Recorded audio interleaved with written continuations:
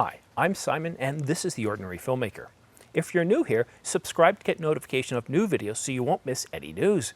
And all the links to everything I talk about in this video, including gear discussed, are placed in the description down below. But just a quick reminder before we get into the question and answers, I'm still giving away this this Canon 50mm f1.8 STM lens. If you'd like a chance to win it, all you have to do is subscribe to my channel. That's it. The contest ends July 31st. Just subscribe and you're entered automatically. More details on the contest can be found in the description down below. All right, so today's video is rather long. It's about 12 questions. It's probably going to go about 40 minutes. That's what I'm guessing right now. If you don't want to see all the questions or you don't want to go through the entire video and you just want to jump to certain questions, take a look in the description down below. I've got the time code towards the bottom so you can skip to the questions you want. All right, now let's get into the questions. Our first question is from Dogga. Do you think the R5 and R6 will be available to purchase right after the announcement? Yes and no. I think they'll be available for pre-order right after the announcement, but they're not going to start shipping till a few months later. The R6 is going to start shipping in August. Don't know if it's going to be the 1st or the 31st. And the R5 is going to start shipping in September. Again, the 1st or the 31st. I just don't know. Anand asks, how do you think the R5 and R6 will differ in build quality? Would it be different materials used or just along the lines of less weather sealing? It's a very good question. Now the R5 is essentially a 5 series camera. It's going to be built using magnesium. It's going to be built tougher. It's going to be built similar to what we have with the 5D Mark IV. The R5 isn't going to be built nearly as strong as the R5. Now in terms of weather sealing, I really expect both of them to have it. Remember, Canon put some sort of weather sealing in the Canon 90D. The R5 is going to cost somewhere around close to $4,000 and the R6 is going to cost around $2,500. And even if it was only to come in at $2,000, that's still a lot of money not to have weather sealing. So I really do expect they're both going to have weather sealing. I wouldn't go dropping these cameras, but I think the build quality on the R6 is going to be more than adequate for most people. It's really hard to say until we actually get the announcement. We can see what the details are. But yes, the R5 is going to be built a little tougher, but the R6 is going to be in no way cheaply put together. Brian asks, I'm trying to start a photo video business while in college. Any tips?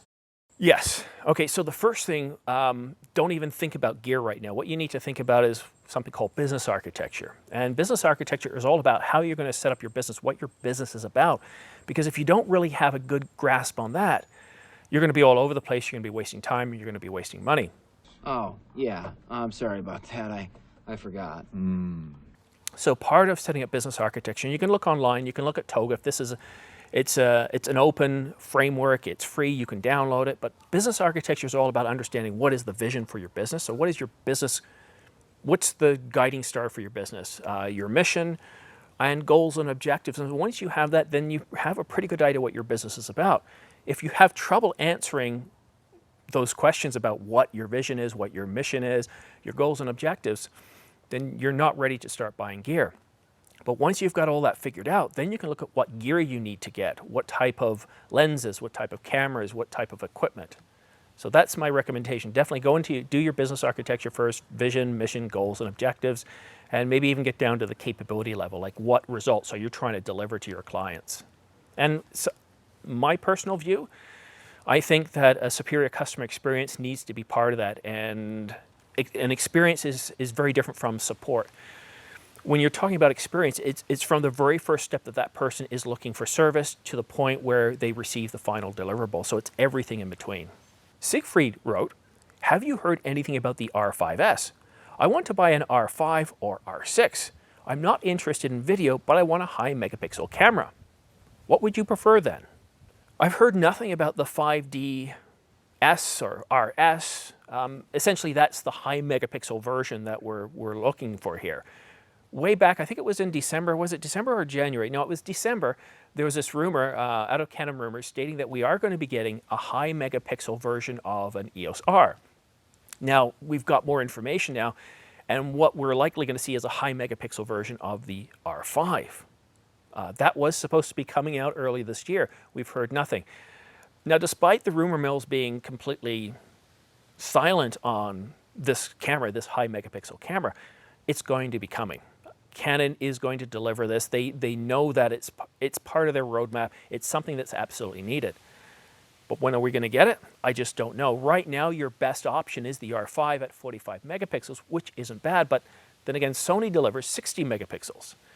Now, the rumor is that this high megapixel version of the R5, call it the RS or S if you like, whatever you want to call it, it's rumored to be around 80 to 90 megapixels. And that's a pretty good number. So if you're willing to wait it out a little bit, we'll probably get a camera drop sometime between now and this time next year. The other option is we might get an R1 coming up in the future, but I think that's a lot further off. And that's, if we look at the 1 series, it's pretty well, the one thing that they deliver on is just high-speed, fast-action sports photography. So I think you're definitely waiting for that slot to come out, that high megapixel version, and we're just going to have to wait because I've heard absolutely nothing about it. Everything we're hearing right now is about the R5, the R6, the lenses, the M5 Mark II we've heard very little about, so we're just going to have to wait, and it'll come out when it comes out. High megapixel cameras tend to not have the best low light. Do you think the R6 will be better in low light than the R5? That's a really good question. I want to answer it this way. A couple of months ago, we're in June now, almost July, so probably say almost 4 months ago, I think it was around January, February, Canon rumors picked up on a rumor that Canon is working on an a7S III killer. Now, it seemed pretty interesting at the time, and I think we just heard about the R5, and I really didn't think about much of it until a couple of weeks ago, until we got the R6 specifications.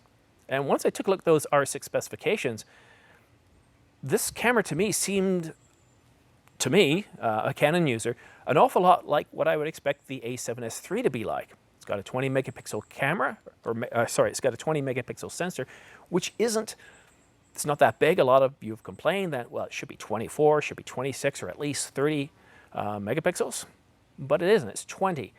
And what that indicates to me is that it's more aimed at video. It's going to be a lot better at performing in low light. And if we look at the other settings too, we look at the video settings, it's going to be 10-bit. It's most likely going to be 422, although we've heard nothing about that. It's going to have dual SD card slots. It's going to have 5K oversampling video. I get a sense that this camera is very much going to be aimed at that segment of the market, people that are more video-centric, but it's going to have decent photo qualities too. So a 20 megapixel sensor isn't that bad. It's not like they're giving it a 12 megapixel sensor. So you can produce good results. You do have to know how to frame. You don't have a lot of space to crop in, but for the ordinary filmmaker and photographer, for me, 20 megapixels is more than enough. I could actually get by on 16. I think for, printing off 4x6 prints, for printing off books, 20 megapixels is more than enough. Now, for a professional portrait photographer, it isn't. Now, if we look at the R5, it's going to be able to do 8K video. It's going to be able to do 8K uncropped, 4K uncropped. I would suspect it won't perform as well in low light. That's generally what happens. The more megapixels you have, the less it performs in low light, but it's pure speculation. We don't have the final specifications. We don't know if Canon's, turned up the R&D on this one a little bit and given it a little bit more dynamic range in low light. Because if you look at the C300 or the C100, these cameras are so much better with their dynamic range. So it is possible to take that dynamic range and low light performance and put it into these hybrid cameras. I just don't think we're going to get anything near the 16 stops of dynamic range or the low light performance that we'll see in a C300 or a C100. It doesn't make any sense to me. I don't see Canon doing that. Throwing 8K in a camera is fine, but doing all that other stuff, no, I really don't. So the R6 could be better in low light performance. It's got a smaller sensor, and that's generally what we do see. David Norris writes a couple of comments, and he wanted me to say this live on air, so here we go. All right, Canon fanboy, apart from sensor size, what do you think the photo difference will be between the R5 and the R6? And then he writes a little bit further down, I know you're not a Canon fanboy, but I also know that you screenshot your questions for your video, and I couldn't help myself. Thanks, David, but I also have a sense of humor, so there it is. Well, if we look at the leaked specifications we have, they look identical. 12 frames per second mechanical and 20 frames per second electronic. That's the same with the R5 and the R6. And if we look at the 1DX Mark II, that's very similar to the frame rates we got there. But the 1DX Mark II is a high-performance camera, fast-action sports shooting. It can shoot a lot. And if we look at the 1DX Mark III, the follow-up to the 1DX Mark II, you can get 1,000 shots before the buffer fills up. So I definitely think when you look at the R5, everything's going to be a little bit better. Your buffer is going to be a little better. You're going to be able to shoot more frames. You're going to have better low light performance. All those sorts of things are just going to be that much better. It's going to be built more durable as well. And because it's got the CFExpress card slots, that tells me that not only can it have a very good bandwidth, but you're going to be able to sustain that right for a lot longer as well. So it really depends on what you're shooting. If you were able to shoot with the EOS R and you didn't find that a hindrance to you, then the R6 is probably going to be more than enough, although it has 20 megapixels instead of 30 megapixels. But if you need in excess of 10 frames per second continuous for long bursts, the R5 might be better. We just have to wait to see the final specifications, because to be honest with you, we've gotten very, very little in terms of photo capabilities coming out of these rumors. It's really, everything is pointing towards video. Even the latest R6 specifications are really just targeted towards video. O.J. Hansen wrote, "I'll be purchasing the R5, but my concern is autofocus. When using my EF lenses and RF mount, I rely heavily on autofocus for work. Will the lens be as responsive with a Canon adapter as I can't afford RF glass just yet? What grade and info can you give with the EF lenses on the RF mount, specifically for video? Is it dependable in work, outside and run and gun, environment type stuff? Thanks." The EF to RF adapter has been out for a couple of years. It came out with the EOS R, and in that time, everybody who's reviewed it, looked at it, used it, says it's terrific. The great thing about it is once they slap it on, there are no issues. The EF lenses function as they would on a Canon EF body. One word of note, though, if you do have EFS lenses, when you bring those over, it will carry over that crop, so you're not going to be able to fully take advantage of the full frame sensor. But if you're using any of the latest EF lenses, you're not going to have any problems. They're also quiet as well. But keep that in mind, if you are bringing over some of the older glass with the loud motors, that's not going to change. So don't think to go out and buy a whole bunch of old EF glass. Perfect example is the 24-105. Version 2 is great. It's quiet, it's silent. But version 1, wow, it's like an old clunker. It really does make quite a bit of noise. So yeah, from everything I've read, from everything I've seen, it's an incredible adapter. You're not going to have any issues. But as always, I do advise you to do your own homework, check out online. But I think you're going to find that the adapter for $100 or $200 with the extra ring is great value. Montana says, "I think Sony may have known Olympus would sell. I think Sony wants the 7-stop Olympus IBIS. It's clear that Canon is revealing a new global camera strategy which builds cameras with tech to last 6+ years before another body release. Sony may be just looking to do the same, which could explain the latest delay. What do you think?" Yeah, I really don't think that has anything to do with it, and here's why. When it comes to designing something like IBIS into a system, there's hardware as well as software involved. So for Sony to wait for this to go through and then try to work out a deal with GIT, because Sony, I think, only has about 10% stake in GIT. So for that to happen, they have to go back to the blueprint, they have to redesign things, they probably have to redo chip fabrication. You're probably going to push out the release of this camera by another year. So I really don't think that is what's going on. And it's hard here with Sony because they're not giving us any information. Well, they do. They come out every year and they give us a little bit. So in August of 2019, they came out and said, yeah, we're in development of the a7S III, but we won't disclose any future plans. Well, great. We're working on it, but sorry, that's it. In April, they talked a little bit more. I think they were out on Cinema 5D, and they talked for quite a bit. But again, same sort of thing. We're going to exceed customer expectations, but we're not going to give you any information. So what happens when your competitors are leaking information every, 4 weeks? And you don't leak anything? People start to wonder. So I really don't know. The latest is that Sony is going to be releasing some alpha cameras mid-July to end of July. We'll just have to wait and see. Now, they have pushed the date, but to be fair to Sony, so has Canon. This is not a typical year. Supply chains are being hit, workforce are being disrupted. There are going to be delays. So until we actually get actual news from Sony, it's really hard to speculate what we're going to get. Now, what does that news say? Well, according to Sony rumors, not Sony alpha rumors, but according to Sony rumors, we're going to be getting the a7S III. But I've also heard that we could be getting the a7 IV, and there's also a chance we might get the a5. So we'll just have to wait and see. Steven says, what would it take for the Sony a7S III to be considered a better camera than the Canon R5 upon its announcement? Would it need better specs? Would it need other features that don't translate well into spec sheets? Cheers. Well, that's the language you use. It's very subjective. What would I consider it to be a better? What would you consider it to be better? What would a Sony a7S owner consider it to be better? And that really depends. I've heard from a lot of you that having a global shutter would make a difference, better low light performance, more detail.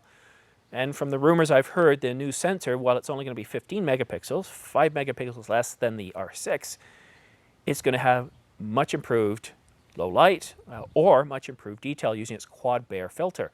And I think it's not going to be double in terms of the improvement. It's probably going to be something like 30–40%. But that's based on the rumors. In terms of what makes it a better camera, I really don't think that we should be comparing the a7S III to the R5. I think it's more appropriate to compare the a7S III to the R6 and the R5 to what will be the a7 IV. But what will it make it better? Well, this is a video-centric camera, so what I'd be looking for is dynamic range, low light performance, any capabilities related to video, but I would also like to see some improvements in photo as well. The a7S II, while terrific, could shoot at night. It was an incredible camera, but photographic capabilities were a little bit, not quite there. So I'd like to see an improvement in photo capabilities so we could use it as our photo camera too when we're out and about. But, definitely let's tweak the autofocus a little bit. And we saw what the a7S III can do. So they're obviously going to improve the autofocus. More detail in 1080 would be nice, but I hear Sony getting smashed a lot for having great 4K detail, but terrible 1080. I think that's really, to be honest, a little bit of silliness, because if you can produce really good 4K detail, well, shoot in 4K all the time. Look at the Canon C100. That's a 4K sensor. It captures information at 4K. I know it's a 1080p camera because what it does, it downsamples in camera and gives you a much more detailed image. So if you want high detailed 1080, just shoot in 4K all the time, you're going to get better results. Sure, your file sizes are going to be bigger, but that's what you're going to get. If you want the detail, you're just going to have to deal with that. And let's be honest, storage is pretty cheap these days. So that's kind of what I'm looking at. Obviously, you want two SD card slots. You want better ISO performance, maybe dual ISO performance. But it really depends on what the capabilities you're looking for in the camera. And I'd really like you guys to tell me, what do you see as being successful in the a7S III? And I've received many comments in the past, and one of the biggest things I keep hearing is, you want something like a global shutter. Now, obviously, 10-bit 422, internal, H.265 recording, and all that stuff, would love to have. Video profiles, all that kind of stuff. But yeah, this is not a question I can answer and say what I think will be highly successful. Would I love it to have 4K at 120 frames per second? For sure. But I really get a sense that what Sony's focusing on here is not trying to do crazy things like 6K oversampling or 8K oversampling. I think what they're looking at is how can they take this camera and just make it a much better, compact, video-capable camera. And maybe, just maybe, they're going to borrow a little bit of technology from the cinema line. So we'll just have to wait and see. Kevin says, I know everyone believes that this camera is the a7S III, but do you believe there's a chance that this ends up being something else? Sony rumors isn't always exactly reliable. Now, this question is related to what we're expected to get announced mid-July to late July from Sony. And he brings up a good point. Rumors aren't always reliable, no matter how reliable the source is. So my view is, yes, Sony's going to announce something, and it could be the a7S III, it could be the a7 IV, it could be the a5, or guess what? It could be a photo video-centric camera that has a completely different designation. What's to stop Sony from saying, well, we're not going to call it the a7S line anymore, we're going to give it a different name. Canon did that. They're coming out with the R5, where they could have said it was the 5D Mark V. It's just a mirrorless version of the camera. Nope, they gave it a completely different name, but we all know that the R5 is a 5 Series camera. It's a continuation of the 5D Mark IV. So Sony could do the same thing. What really matters, I think what really matters here, Kevin, is that we get the video capabilities that we need to do our work. Obviously, low light performance, improved dynamic range, 10-bit 422 internal, really good sharp detail 4K. And a lot of us would like to have that detail in 1080 too. As I just mentioned in a previous question, it's easy to get that if you get it in 4K because you can just downsample it. But what about 120 frames per second? What about oversampling? What about having 6K or 8K? We just don't know. We've heard very, very little. So yeah, the answer to your question is quite simple. Rumors can be wrong. It might not be the a7S III. It could be the a7S IV. It could be the A5. It could be something completely different. We'll just have to wait and see. Don't you just hate the anticipation? Waiting and not knowing? I wish Sony would leak a little bit just like Canon does. Thanks for your question. David says the R5 will use a speedy CFExpress card. If I get this camera, I'd like to maximize the download speed of these cards to my PC. I primarily use images, not video. What bottlenecks should I watch out for? Very good question. I'm going to use a couple of images to help explain this, but first and foremost, there's a bit of a myth that video uses more bandwidth than photos, and that's simply not the case. If we look at the 1DX Mark III, which has 995 million pixels per second, that's a huge data pathway. It uses CFExpress cards to get that. So you need the speed right from the sensor to the data bus to the storage. And so here we have a CFExpress card. And let's say you go with the Pro Grade 325 Cobalt. It has a minimum write speed, I believe 1400 megabytes per second. It could be 13, but I believe it's 1400 megabytes per second. And it can peak at around, what, 1700 megabytes per second? So that's pretty fast. So now you plug that into your computer, and then you need to get that into your computer's data bus. So let's take a look at this image here, and that'll kind of help explain things. Now I'm going to make an assumption here. I'm going to make an assumption that you're using Windows and that you've got USB on your computer. But I don't know what speed is. It depends on how new the computer is. If it's USB 3.1, then you can put a maximum of 1,250 megabytes per second. And that's quite a bit, but it's still less than your CFExpress card. The Pro Grade can do a minimum write speed of 1,400 megabytes per second. Look at USB 3.0. It's half that at around 625 megabytes per second. And anything less than USB 3 is really, really slow at 60 megabytes per second. So what you really have to kind of think of here is, is your computer equipped? So the card reader, yes, you need a fast enough card reader. And you can get card readers out there that are, I think most of them are USB 3.1 or 3. So there's going to be your first bandwidth bottleneck. And then, of course, connecting it to the USB on your computer is your next your bandwidth bottleneck. Now, what you can do is you can go out there and you can buy interface cards that will connectly direct right into the bus. And they're going to connect right into the PCIe Express card bus. And that will give you the maximum bandwidth. But then you need a way of getting your card into that to connect up. And so that's one of the problems you have there. Now, if you're running a Mac, and let me show you this next screen here. So if we look at this next screen here, what this shows us is the speeds that I talked about before, USB 3 and 3.1, and we can see the speeds there.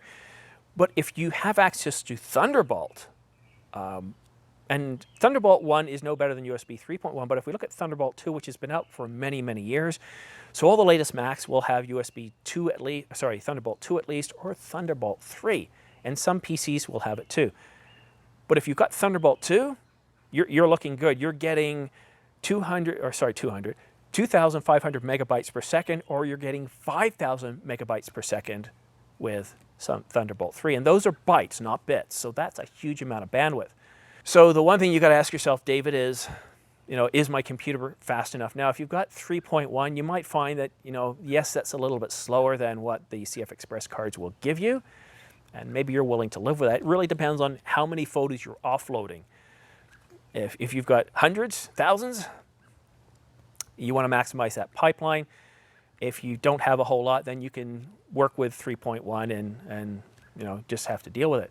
Now, for everybody else, if you're looking at getting your maximum sustained write speeds, and I'm not trying to push Mac over PC, but any latest Mac is going to come with Thunderbolt 3. Last couple of years, Thunderbolt 2, and you've got that already on your computer. My Mac, for example, has a UHS 2 SD card slot. So if I get the R5 or the R6, I'm already going to get pretty good speeds. But to get those higher speeds of the CFExpress card, I'll probably just go with that Pro Grade reader and hook it directly into a Thunderbolt 3 port to get the best, the Thunderbolt 3 port to get the best speed that I can. So really good question. Awesome question. Kai says, is there any chance that in your behind the scenes, you can show us your YouTube setup? Great channel, by the way. I enjoy your content. And yes, there is. I'm not going to do it here today, but I have done it in the past. And if you watch my videos on a regular basis, every now and then in my behind the scenes, I do take you behind the scenes and I focus on one aspect or the other. But to do a full behind the scenes of everything behind the scenes that's going to be dedicated to a whole separate video. And I'll probably do that in an upcoming video, probably after July when all the news subsides. But I've been thinking about doing this for quite a while, bringing everything together and showing you, because there is a lot that goes on behind the scenes. But keep watching all my regular videos. If you do that, you're going to get snippets all the time, and you'll probably learn a lot, and you'll laugh a lot as well. So great question, Kai. Repairer asks, will you or do you intend to cover other filmmaking gear such as mics, reflectors, lights, etc.? Yes, I definitely do. But one thing I've learned is listen to you guys, and you vote by what you watch.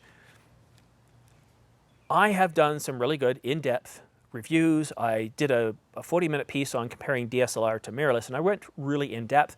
I did focus on Canon because they're the largest manufacturer and they have the largest market share by far. And I took every camera that they currently have and I plotted it out on a Gartner Magic Quadrant-like chart where I showed video capabilities one way and photo capabilities another way, and the size of the circle indicated the price. And I had everything from mirrorless to DSLRs, and I talked about each aspect, but you could very clearly see how each of these cameras fit in terms of their video and photo capabilities, as well as their price from a simple single chart. And I put a lot of work into that video. I'm very happy with the quality of the video, but it didn't get a whole lot of views. I think it's somewhere around 1,000 views, and I released it a month ago. Other tutorials as well don't get a lot of views. But if I put out any sort of news and rumors related to current camera gear or anything with the R5, R6, or Sony or Panasonic, these things go over 10,000 views in a few days. So what you guys are telling me is that you want to see more news and rumors, so I'm pivoting my channel right now. While the news and rumors are coming out, that's what I'm focusing on. I expect by the end of July, things are going to settle off quite a bit. I'm going to go back into reviews and more tutorials. And by then, hopefully, let's see, the end of July, if I get the R6, and I'm tempted, I could get the R6 and the R5. If I get the R6, then I can start doing unboxing and reviews of that camera.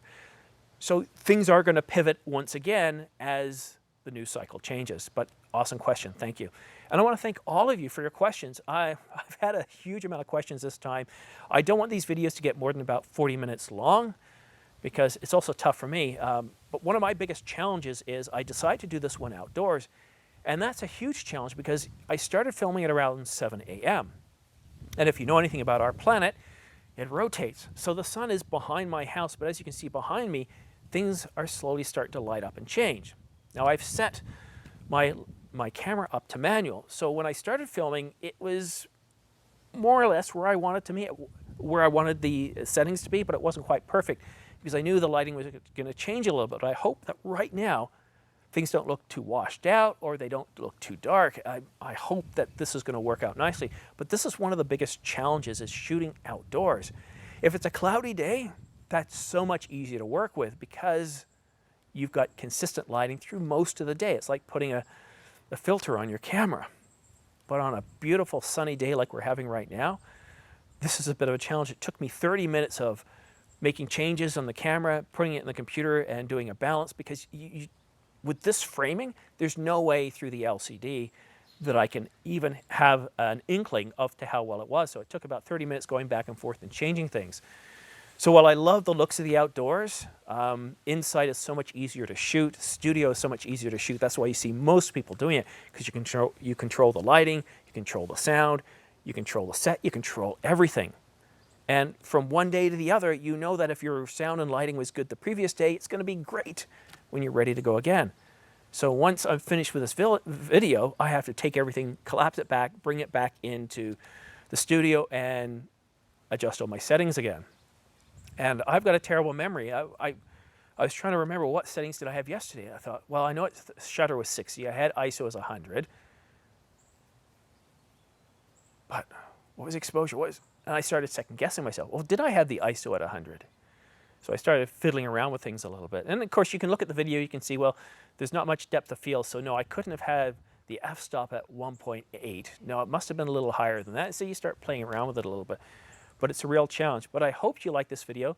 Let me know in the comment section down below if you have any questions or follow-ups to the questions that were asked. If you have any suggestions whatsoever. And don't forget, I'm still giving away this 50mm f1.8 lens. I've had this contest. I set it up for about 6 weeks, and I think a lesson learned there is these contests should not be more than about 2 to 4 weeks. And I do plan on having another one after this, probably for August. But this one closes on July the 31st, and at that point, I'm going to be picking a winner. Now, all you have to do is subscribe for your chance to win, and if you've already subscribed to my channel, you're already included. But one thing you got to make sure is if you're hiding your subscriptions, I can't see you, and so I have no way of validating. So when we come up to the end of the month, if you want to have a chance to win, just make sure you're not hiding that, because what I'll do is at, let's say, around midnight, or let's say July 31st, as it ticks up to midnight, as soon as it clicks over to midnight and it's August the 1st, I'm going to then pull all that information down, and I can see the date. So even if I do that later on August the 1st, I will just grab everything up to July the 31st, New York time. And then I'm going to do something, and I'm not sure what. I've thought of asking Peter Gregg if he'll help me out, because I want this to look as impartial as I can. And what I'm going to do is I'm going to generate a list of everybody, and then I might see if I can get somebody to help me out, give them the list, or have them come up with a random generator or something, and maybe have them pick the names. So that's something I'm thinking of doing. Let me know, what do you think? But thanks so much for watching The Ordinary Filmmaker. Don't forget to subscribe, and we'll see you again soon. Thank you for watching The Ordinary Filmmaker. All equipment used and notes are placed in the description box, show more box, or down arrow thingy next to the title on the mobile app.